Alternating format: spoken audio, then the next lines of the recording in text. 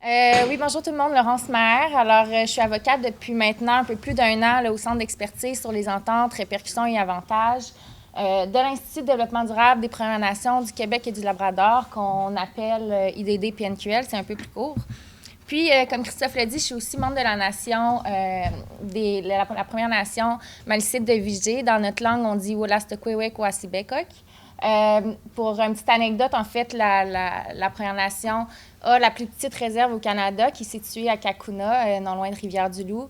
Puis on dit souvent, là, pour donner une image aux gens, qu'en fait, les bureaux du conseil sont sur la réserve, mais pas son stationnement. Donc, ça donne un ordre de grandeur. Avant de commencer, j'aimerais seulement faire une brève intro, là, en fait, sur c'est quoi le Centre d'expertise sur les ententes, répercussions et avantages, puis c'est quoi qu'on fait. Mais tout d'abord, là, en fait, l'IDD-PNQL, c'est une commission qui découle de l'Assemblée des Premières Nations du Québec et du Labrador, qui, elle, est représentée par le chef régional qui a été réélu dernièrement, M. Ghislain Picard. Alors, au centre d'expertise, on travaille surtout, en fait, presque exclusivement avec les communautés autochtones du Québec méridional, donc ceux qui sont non conventionnés. Donc, on travaille pas... on travaille au sud du 55e parallèle, si on veut. On offre alors des services spécialisés pour la négociation d'ententes, répercussions et avantages entre les communautés autochtones puis les promoteurs de projets miniers. En fait, là, notre mission est de fournir du soutien, des outils, de la formation aux Premières Nations qui sont intéressées à conclure ce genre d'entente-là avec les promoteurs. Donc, on participe autant à la préparation des négociations, la négociation en tant que telle, la rédaction d'ententes, puis aussi à la mise en œuvre de ces ententes-là. On s'adapte là, dans ce sens-là aux besoins des communautés. Parfois, on arrive sur un projet où la communauté va être dans les premiers échanges avec un promoteur, ou sinon, parfois, on arrive plutôt quand l'entente est déjà conclue puis il y a des problèmes de mise en œuvre. Alors voilà, puis pour l'instant, là, le centre d'expertise se concentre surtout sur les ententes d'exploitation avec entre les communautés puis les promoteurs miniers, mais de plus en plus, on essaie de développer le secteur forestier puis celui de l'énergie. Alors voilà. Les objectifs de ma présentation, en fait, avant toute chose, j'aimerais seulement dire et rappeler que je ne suis pas ici, en fait, pour promouvoir la conclusion d'ententes, répercussions et avantages entre les communautés autochtones puis les promoteurs. En fait, je pense que chaque communauté autochtone, chaque Première Nation a un droit à l'autodétermination, puis c'est à elle de savoir ou de connaître, de décider, en fait, la manière qu'elle s'inscrive là, pour mettre en œuvre ce droit-là. Puis, notamment, quant à la décision d'accepter ou pas un projet minier qui se trouve sur son territoire ancestral revendiqué. Dans tous les cas, il est quand même pertinent de dire que, pour l'instant, au Canada, la négociation d'entente, répercussions et avantages est en hausse. En fait, c'est même encouragé par les divers paliers de gouvernement maintenant. Puis plusieurs Premières Nations voient ces ententes-là comme, en fait, un levier pour augmenter leur autonomie. J'aimerais aussi dire qu'il persiste là, plusieurs ombrages, si on veut, à la négociation d'ententes, répercussions et avantages. Il y a plusieurs experts qui se sont penchés sur le sujet, puis les Premières Nations aussi. C'est pas toujours des ententes positives. Il reste plusieurs problématiques à régler, entre autres l'inégalité des forces lors des négociations, puis les outils qui sont souvent limités pour les communautés versus ceux des promoteurs. Puis enfin, il y a d'autres problèmes par rapport aux retombées réelles là, dans les communautés, tant économiques, sociales ou environnementales. Alors, pour revenir au but de ma présentation, contrairement à mon collègue tout à l'heure, j'ai un exemple qui est plus ou moins bon d'une négociation qu'on a eue avec un promoteur. Vous allez comprendre pourquoi. Puis ensuite, peut-être parler un peu de réflexion ou de nouvelles pratiques à adopter.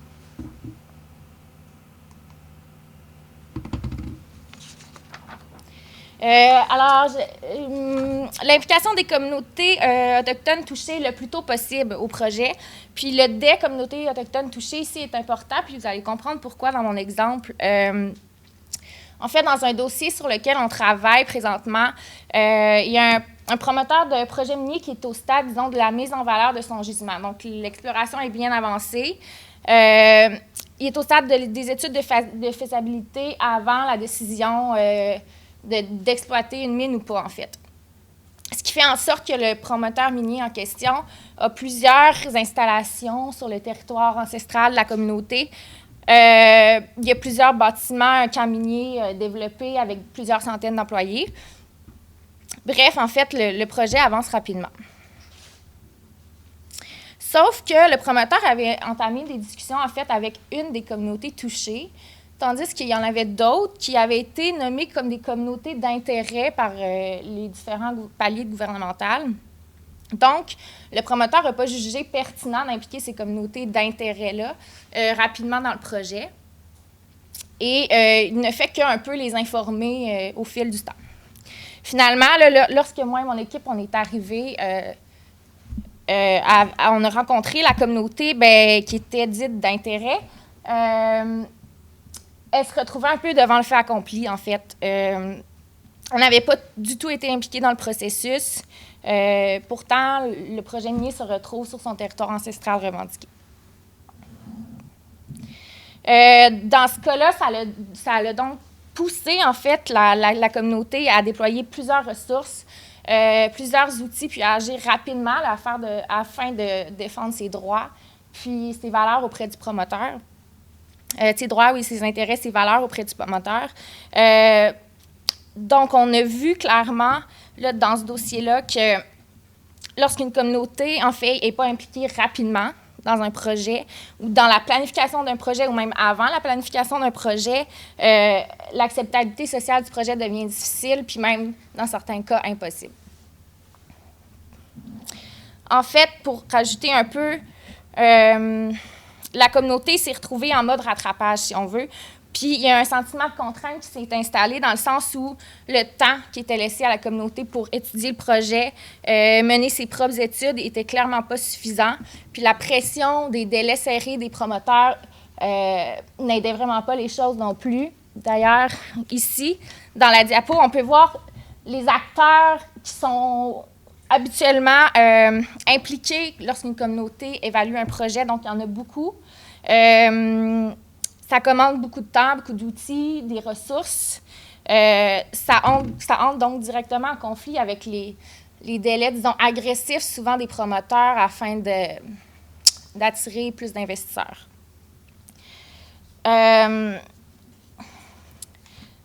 Alors, d'où l'importance, selon nous, là, d'impliquer les communautés autochtones le plus en amont possible du projet.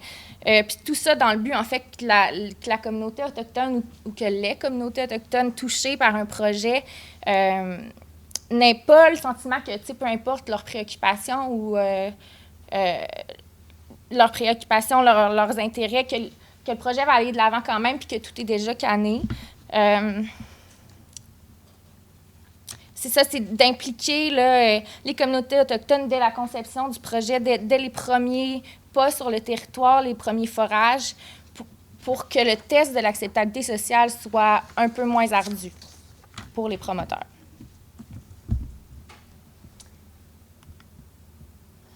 On s'est posé la question, comment en fait maximiser la participation des communautés touchées par les projets miniers lorsqu'ils entrent en échange avec des promoteurs.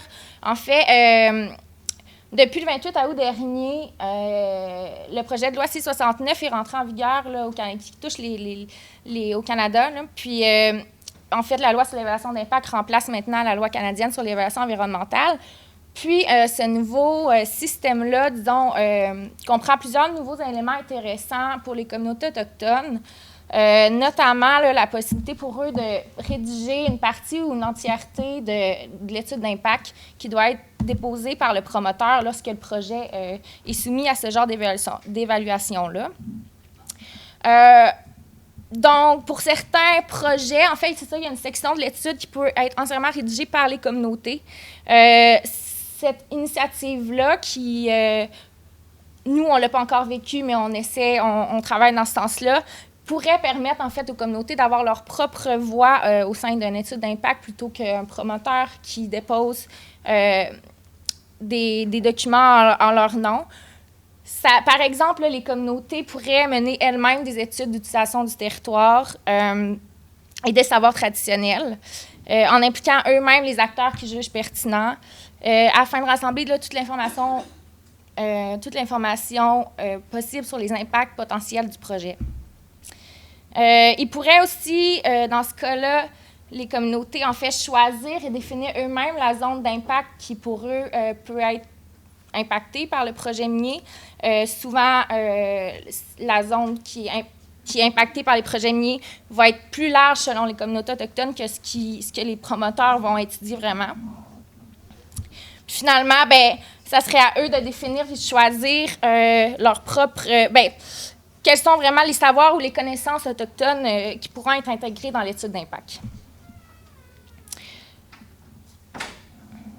Donc, finalement, tout ça pour dire que l'établissement, en fait, d'un véritable dialogue ou d'un véritable partenariat entre les promoteurs et les Premières Nations est certainement une piste de solution dans le but de maximiser l'échange d'informations puis les bénéfices possibles pour les communautés autochtones, tout en respectant, en fait, leurs droits à l'autodétermination, à l'environnement et à leur culture.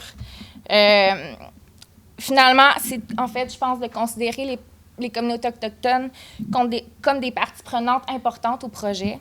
Je pense que ça, c'est essentiel pour l'acceptabilité sociale des projets. Alors, Woluwan, merci. Merci. Merci, Laurent.